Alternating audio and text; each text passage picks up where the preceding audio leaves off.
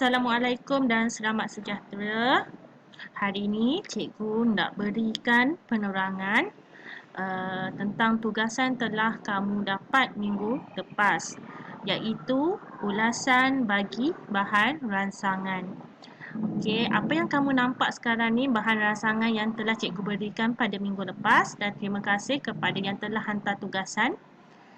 Okey, jadi hari ini cikgu nak berikan penerangan tentang isi tersurat dan isi tersirat yang tepat. Okey. Pada bahan ransangan ini, telah dinyatakan tajuk. Tajuk ada juga dalam arahan soalan, dan di bawah ini pun dinyatakan juga kepentingan menguasai ilmu pengetahuan. Jadi, apa yang kamu faham? Kepentingan ialah kebaikan, kelebihan, manfaat. Okey. Sama maksudlah dengan kepentingan.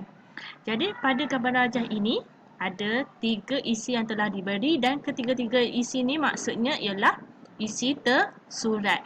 Isi tersurat ialah isi yang kita ambil dari gambar rajah, dari bahan ransangan yang diberi. Okey. Isi yang pertama ialah mencipta inovasi.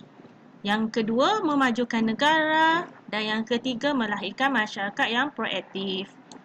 Okey. Jadi, seperti yang cikgu dah terangkan sebelum ini, seeloknya dalam karangan ulasan kamu, nyatakan satu ayat pendahuluan. Okey.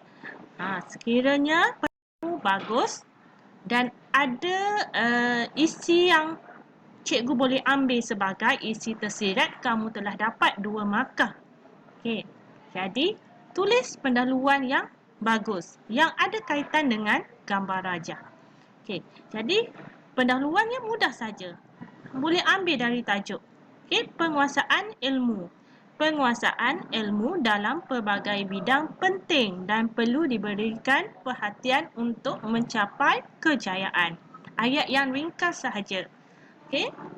Kemudian, selepas sahaja kamu menulis pendahuluan, terus nyatakan isi yang pertama. Okey, isi yang kamu ambil dari bahan ini, iaitu mencipta inovasi. Okey, yang ni. Mencipta inovasi. Jadi di sini ada nampak dah. Okey, mencipta pelbagai inovasi baharu. Maksudnya, okey, apabila kita menguasai ilmu pengetahuan, okey, kita boleh mencipta pelbagai inovasi yang baharu. Inovasi maksudnya penciptaan peralatan, kajian yang baru. Okey. Inovasi. Maksudnya bahan yang sedia ada, kita tambah baik nilai dia. Contohnya robot. Okey, robot. Kita jadikan mesin yang mengandungi robot untuk melipat pakaian, mencuci pinggan mangkuk, robot mesin-mesin di kilang. Okey, boleh nyatakan contoh. Okey, jadi di isi tersirat ni sejurus kamu menulis isi tersurat, terus huraikan sebagai isi tersirat. Okey, boleh guna perkataan contohnya. Okey, kita nak beri contoh. Okey, contohnya dapat mencipta peralatan baru seperti robot yang boleh memudahkan tugas manusia. Okey, ini ayat yang mudah sajalah. Berikan contoh yang kamu tahu. Tak perlulah nak hurai terlalu sukar. Contoh yang susah yang di luar kemampuan kita. Ambil contoh mudah je. Jadi inovasi ni maksudnya penciptaan robot, penciptaan peralatan yang lebih canggih. Okay, boleh kamu huraikan dalam satu ayat pun dah memadai. Okay, selepas kamu dah hurai isi tersirat tadi, masuk pula isi tersurat yang kedua. Okay, kita kena selang-selikan. Okay, isi tersurat, huraiannya isi tersirat. Kemudian, nyatakan isi tersurat yang kedua. Okay, kalau ikutkan isi tersurat yang kedua tadi. Okay, isi tersurat yang kedua tadi, memajukan negara. Okay, jadi di sini, selain itu, gunakan penanda wacana yang sesuai. Selain itu, seseorang rakyat yang berilmu dalam pelbagai bidang dapat memajukan negara. Okay. Yang ini dia nak berikan kesan. Okey, cikgu dah nyatakan. Okey, isi tersirat boleh juga selain beri contoh, kamu boleh nyatakan kesan juga. Kesan tu akibatlah. Okey. Jadi kalau seseorang rakyat yang berilmu, dia dapat majukan negara, apa kesan dia?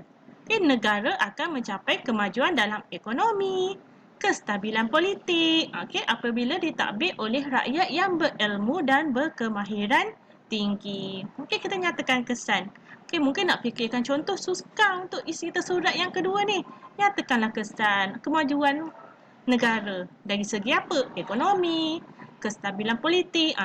Jadi negara tu majulah. Dan kemudian nyatakan isi tersurat yang ketiga.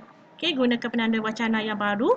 Di samping itu dapat melahirkan masyarakat yang proaktif dalam semua hal, dalam semua perkara. Misalnya contohnya lah. Gunakan penanda wacana juga. Masyarakat yang berilmu pengetahuan akan sentiasa berfikir secara positif dan optimis. Optimis ni maksudnya berpandangan jauh lah apabila berhadapan dengan sesuatu masalah atau cabaran. Kemudian sekiranya ulasan kita masih tidak cukup lagi bilangan perkataan, tulislah penutup satu ayat.